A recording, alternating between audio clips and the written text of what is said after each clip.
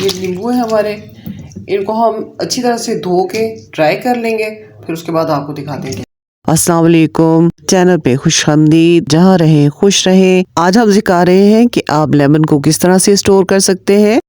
ये आप देखेंगे नरम है, इसको हम निकाल देंगे। लेमन स्टोर करने के लिए सख्त लेमन को आपने लेना है और ज़रा भी जो निशान ज़दा लेमन होंगे या नरम होंगे वो हम निकालते जाएंगे। लेमन को धोने के बाद अच्छी तरह से उनको ड्राई करना है, चाहे आप पंखा लगा के उनको ड्राई कर लें या धूप में रख के कर लें। और उसके बाद इस कपड़े से हम अच्छी तरह से इनको खुश्क कर रहे हैं ताकि इन पे कोई पानी ना रहे।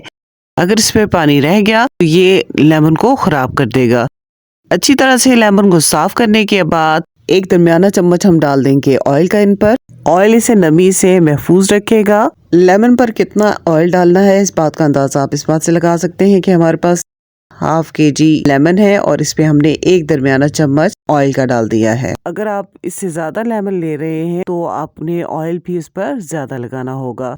ये लेमन तकरीबन 1 माह तक हमारे पास महफूज रहते हैं। जितना फ्रेश आप लेमन लेंगे उतनी देर इस तरीके से आप स्टोर कर सकते हैं, महफूज कर सकते हैं और रमज़ान इन लेमन से फ़ायदा उठा सकते हैं। आप कोई भी डब्बा ले सकते हैं, इसमें आप ये लेमन डालकर इसे बंद कर दें। इसी बॉटल में भी शीशे की डालकर रख सकते हैं। तकरीबन 1 महीने से ज़्यादा हो गया, तकरीबन 1.5 महीने हो गए।